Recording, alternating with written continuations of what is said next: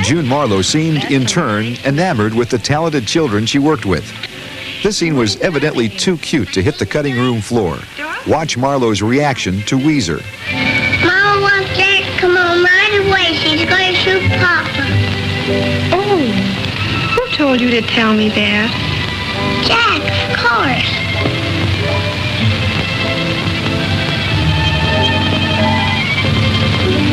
Then your mom isn't really going to shoot Papa, is she? Of course not. She wants to tell Miss Walker about her operation.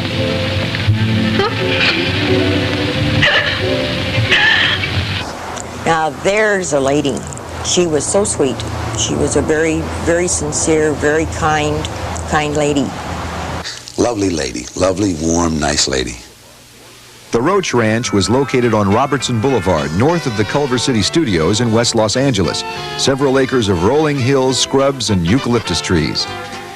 These scenes were shot off Robertson on the road leading into the ranch, which is subdivided today, and was the setting for a number of Roach films. It was a little ranch between Culver City and Pico Boulevard, where it's all residential area now, and it had everything up there. It had all of our equipment, all of Charlie Osby's equipment, and we had all our dogs and all of our special effects.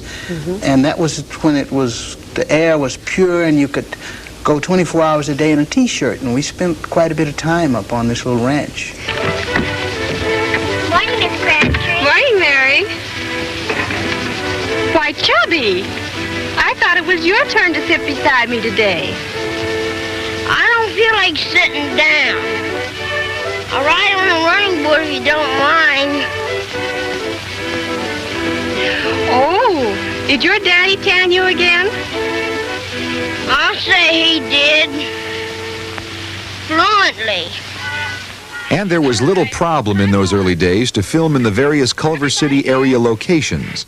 Culver City and that area, Palms, so forth out there, wasn't that populated, and they didn't need permits. You went up and down the street and gave somebody a lunch if they wanted to come outside, and you used their property. The whole town was like a studio.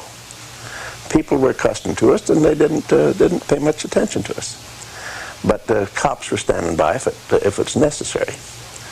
Little Bobby Hutchins as Weezer was beginning to develop as a comic actor. Well, what do you want? I guess I don't want anything. You'd go to play with Weezer and his father would pull him away. Very competitive. I didn't get a satisfactory answer from my grandmother or my mother when she finally started to take me to work as to why, but he was to be left alone.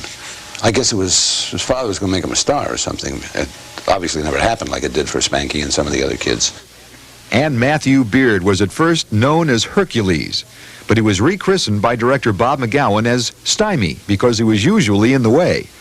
It's a name he used for the rest of his life.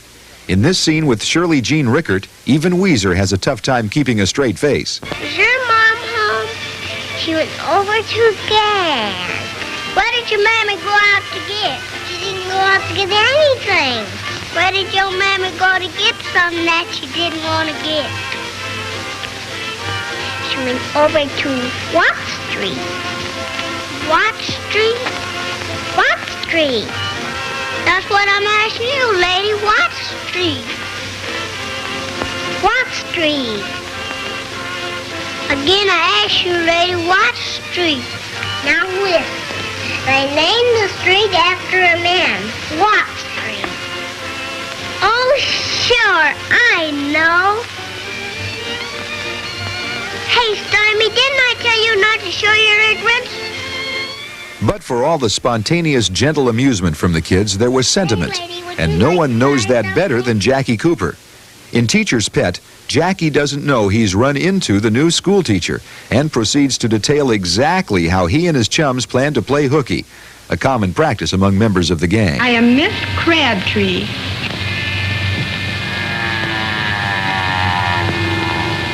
What's the matter? You got the bellyache? No, that's the pip that gave me the ride. And did I tell her everything?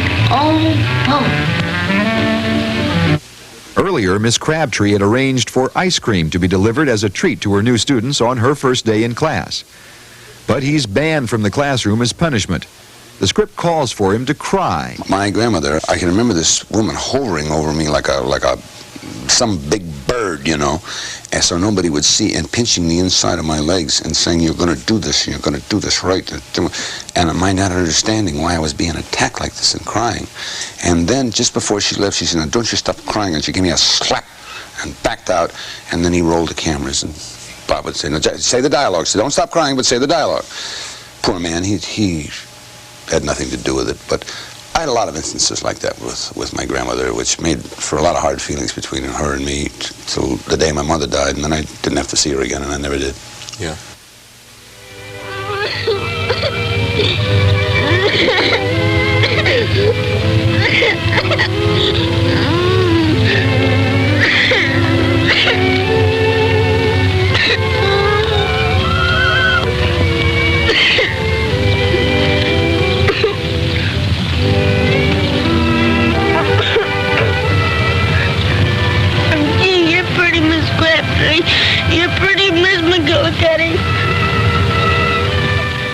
That scene led to Skippy, a film he made on loan to Paramount, which won Cooper an Oscar nomination. Roach subsequently sold his contract to MGM for a reported $100,000, and Jackie Cooper never went back to the Roach lot. Cooper's departure left yet another untimely void. Weezer and Stymie were given media roles, and Kendall McComas was added to the cast as Breezy Brisbane. Now listen, Brisbane, Mother wants you to be a very, very good boy and study very hard in school. Mother wants you to be president. Well, I don't want to be president. I want to be a streetcar conductor. McComas had just left the competing Mickey McGuire series starring Mickey Rooney, and because of his rather aggressive demeanor, he was thought for a while to perhaps have been a midget rather than merely a child. All right. But no one was ready for what was to happen next. In the fall of 1931, our gang was joined by Spanky McFarland. Hi, Spanky. So you're going to the party too, eh? Yeah. You know how an airplane goes? How does an airplane go? I don't know. Don't you? I had an airplane, and an airplane had a wreck. Did it have a wreck? That airplane had little bitty wheels and little bitty tail and the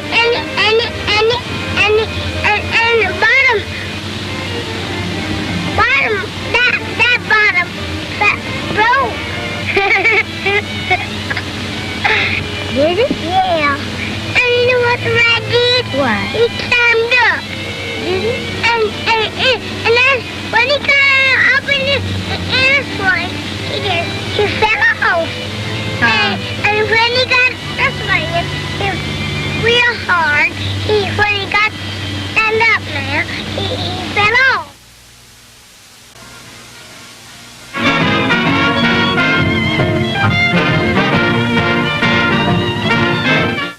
George Robert Phillips McFarland modeled baby clothes in Dallas, Texas.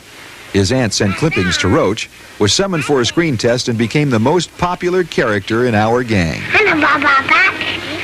That's funny. Oh, look at this funny thing.